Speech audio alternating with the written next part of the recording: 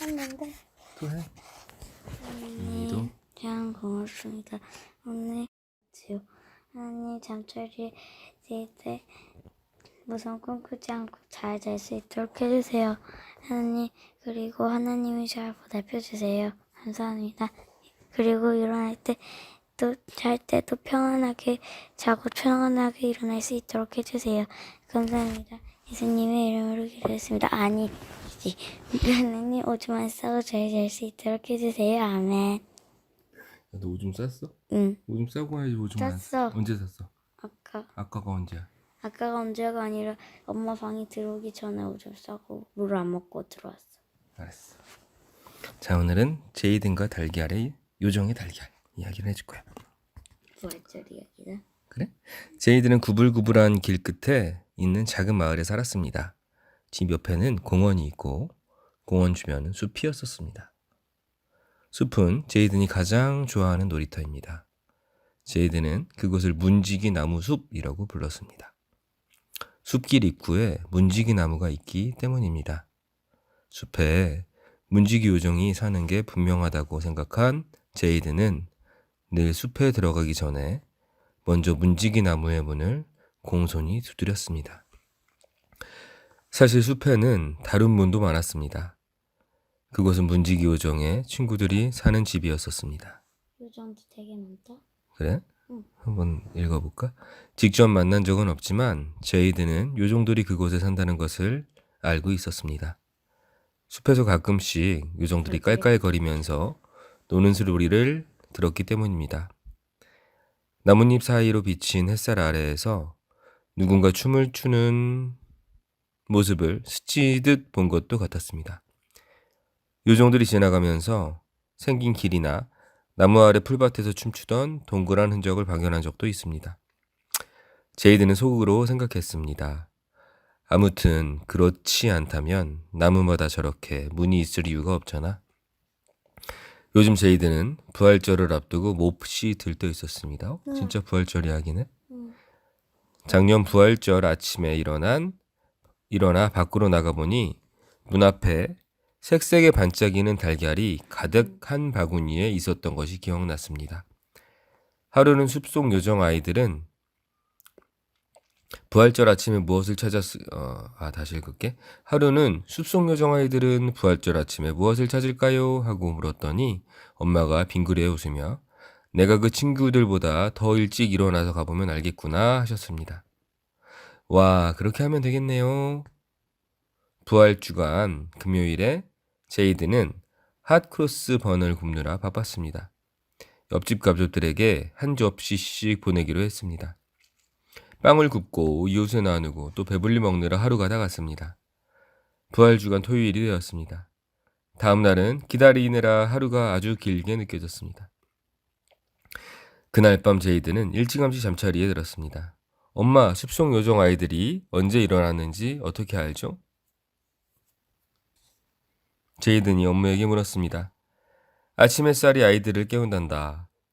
웃음물 총새가 첫 울음을 울 때 일어나서 다시 읽을게. 왜 이러니? 웃음물 총새가 첫 울음을 울 때 일어나서 햇빛이 비치기 전에 숲에 가보렴. 다음날 아침 제이드는 웃음물 총새가 첫 울음을 울자마자 일어나 창밖을 내다보았습니다. 부활절 아침에 일찍 일어났지만 문지기 나무 숲에 갈 생각에 빠져 정작 부활절 달걀 찾을 생각은 까맣게 잊고 있었습니다. 아직 사방이 캄캄했지만 제이드는 조용히 일어나 옷을 입고 조금씩 아침 노을이 물들기 시작하는 공원에 지나 숲으로 달려갔습니다. 다행히 잔디가 이슬에 젖어 있어 아무 소리도 내지 않고 숲속으로 들어갈 수 있었습니다. 시끄러운 발소리 때문에 수성 요정 친구들이 깨면 큰일 나니까요. 문지기 나무 앞에 도착한 제이드는 가만히 서서 주위를 살폈습니다.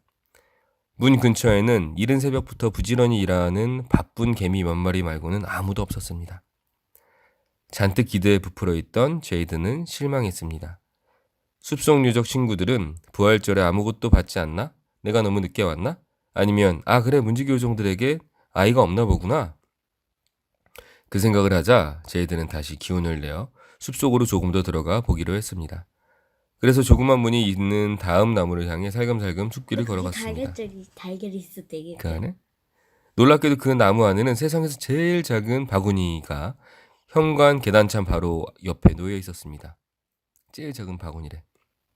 허리를 굽혀 안을 들여다보니 바구니 안에는 세상에서 제일 작은 달걀이 들어 있었습니다. 지난주에 엄마와 함께 첫 번에 심었던 당근씨보다도 더 작은 달걀이었습니다. 우리 당근씨 알지? 그거 되게 작은데 당근씨. 그러니까 저희들은 또 다른 문지기 나무를 찾아 계속 숲길을 걸어갔습니다. 다음 문 앞에는 작은 바구니 3개가, 그 다음에는 2개가, 그 다음은 하나도 없고 그 다음에는 하나. 문지기 나무 앞에 놓인 바구니를 찾다 보니 어느새 숲이 끝나고 밖으로 나가는 길까지 나오게 되었습니다. 저희들은 뒤로 돌아 집을 향해 아까처럼 살금살금 걸어갔습니다. 작은 바구니 하나만 가져가서 어머님께 보여드리고 싶은 마음에 글뜻 같았지만 절대 그럴 수는 없는 일이지요. 숲속 요정 친구가 일어나 문 앞에 아무것도 없는 걸 보면 얼마나 실망하겠어요. 그 순간 저희들은 서둘러 문지기 나무 숲에 올 생각만 하느라 정작 자기 집 뒷문 계단참을 살피는 걸 까맣게 잊어버린 걸 깨달았습니다. 자기 건 안 챙겼대. 저희들은 공원을 지나 집 뒷문까지 순서리같이 달려갔습니다. 햇살이 잔디밭을 지나 뒷문 계단을 비추고 있었습니다. 그리고 계단 서면은 알록달록한 가득이 가득한 부활절 바구니가 아침 햇살을 받으며 놓여 있었지요. 저희들은 집 안으로 들어와 부엌 탁자에 바구니를 넣고 꾸러미를 풀기 시작했습니다. 바닥에 있던 달걀을 들어 올리자 문지기 나무 숲에서 보았던 것과 똑같은 조그만 요정 바구니가 숨어 있었습니다. 바구니 안 자그마한 달걀 위에 이런 편지가 놓여 있었습니다. 부활의 빛 가득한 요정의 달걀 몇 개를 상냥하고 지혜로운 소년에게 드립니다. 가을날 정원에 이 씨앗을 뿌려주세요. 이듬해 봄에는 예쁜 꽃으로 피어날 거예요. 라는 편지가 있었대. 아 그래서 그 아까 없다고 한 애가 준 거 아니야? 아빠가 나중에 다시 한번 읽어줄게. 그때 다시 듣자. 그 다음에는 한 개. 그죠? 그 처음에는 3개, 그 다음에는 2개, 그 다음엔 1개, 그 다음엔 없고, 그 다음에 1개. 이렇게 말했잖아. 잘 자요. 사랑해요.